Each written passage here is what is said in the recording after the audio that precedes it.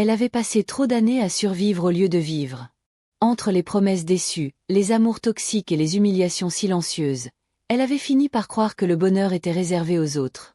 Pourtant, au fond d'elle, une petite flamme refusait de s'éteindre, l'idée qu'un jour, quelque chose de meilleur viendrait la chercher.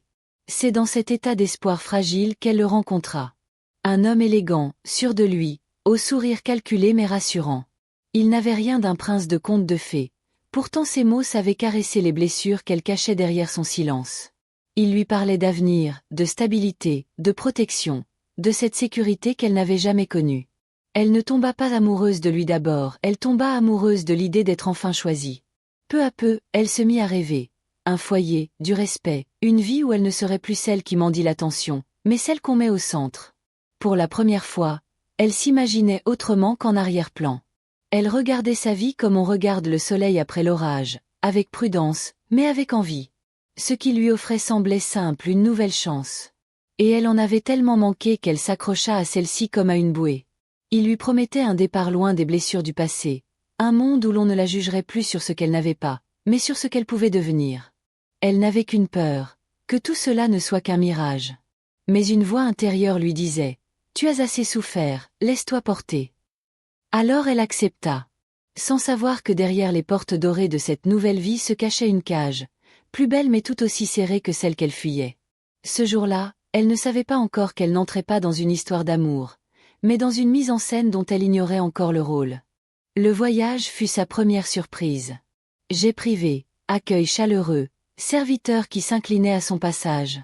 Elle croyait rêver. Tout ce qu'elle avait vu jusque-là n'était que misère comparé à ce qu'elle découvrait maintenant.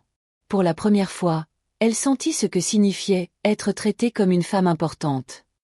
On lui ouvrait les portes, on lui parlait avec respect, on lui faisait sentir qu'elle valait enfin quelque chose. La maison où on l'installa ressemblait à un palais moderne, marbre blanc, jardin sans fin, parfum discret, silence rassurant. Elle n'avait jamais mis les pieds dans un endroit pareil. Elle marchait lentement, comme si elle avait peur de salir le sol, comme si ce luxe allait disparaître si elle clignait des yeux. Elle se disait que peut-être, à force de souffrir, elle avait enfin mérité ce bonheur. Les premiers jours, tout semblait parfait. Cadeaux, vêtements élégants, repas luxueux, promenades encadrées.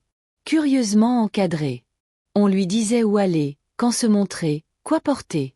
Au début, elle croyait que c'était de la protection. Mais avec le temps, elle comprit que c'était du contrôle. Elle n'avait pas encore compris que dans ce monde, on ne lui offrait rien, on l'assignait.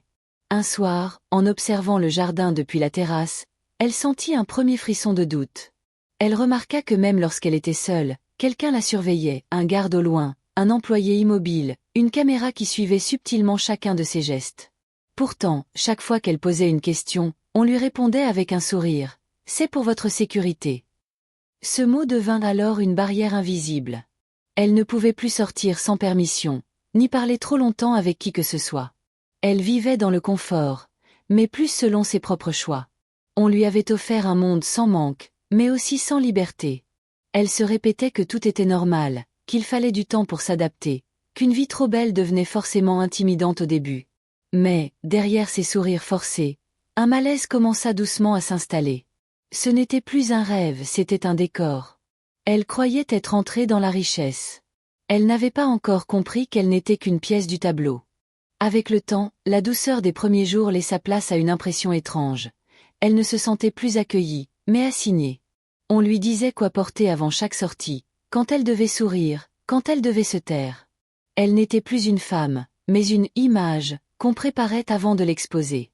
Ce qui l'alarma le plus, ce ne fut pas la surveillance, mais le silence autour d'elle. Personne ne lui parlait vraiment. Les employés la saluaient sans oser la regarder dans les yeux. Même lui, l'homme qui l'avait choisie, semblait distant, presque absent. Il la couvrait de cadeaux, mais pas d'attention. De présence matérielle, oui, mais de tendresse, jamais.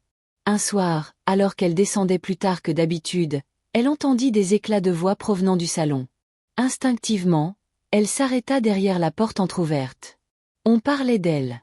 Pas comme une épouse. Pas comme une femme importante. Mais comme un élément d'un plan, une apparence, une stratégie. Elle comprit que sa présence n'était pas un privilège, mais une couverture. Son cœur se serra. Elle qui croyait être enfin aimée, réalisait qu'elle était seulement utile. À partir de ce jour-là, tout ce qu'elle voyait changea de sens. Les cadeaux devinrent des chaînes dorées. La protection devint enfermement. Le respect devint façade.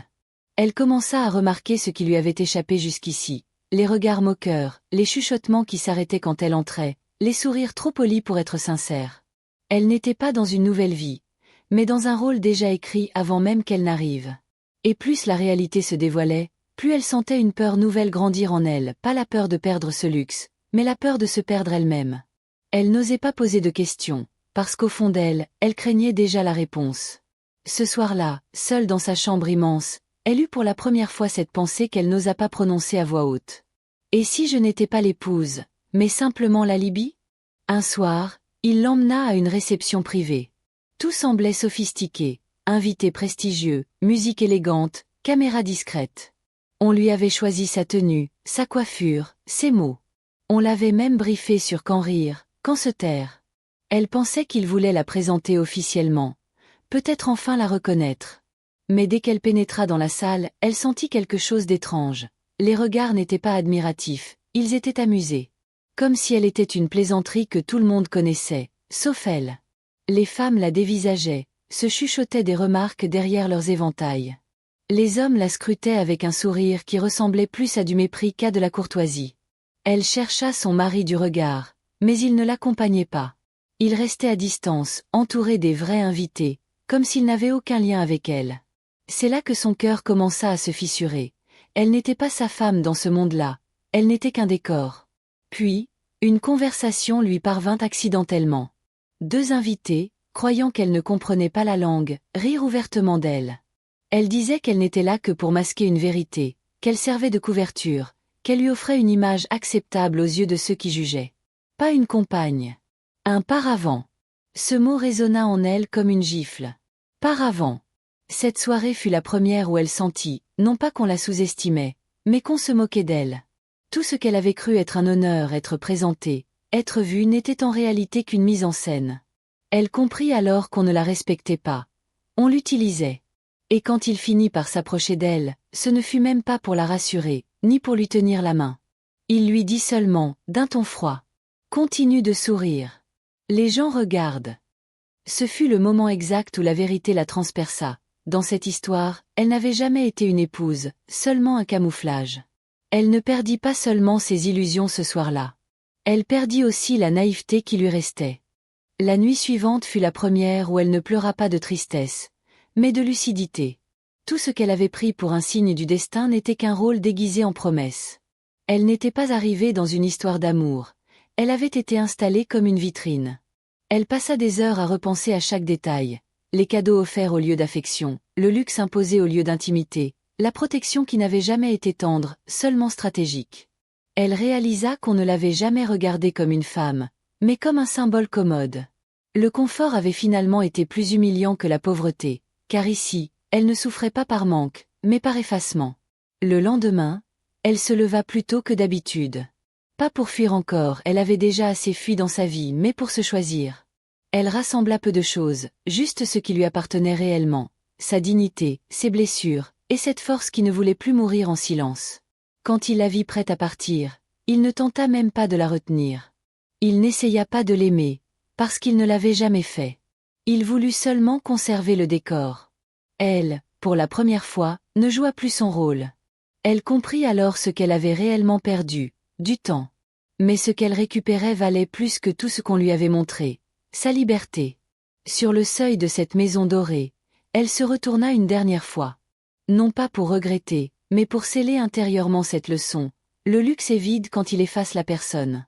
On peut être entouré de tout, et pourtant se sentir invisible. Elle avait cru qu'on l'avait choisi, alors qu'on l'avait seulement utilisé. Elle partit sans bruit, mais avec la dignité d'une femme qui sait enfin qui elle n'est plus. Sa nouvelle vie ne serait peut-être pas parfaite, mais cette fois, ce serait la sienne. N'oubliez pas de vous abonner pour plus de vidéos comme celle-ci, et dites-moi en commentaire depuis quel pays vous me suivez.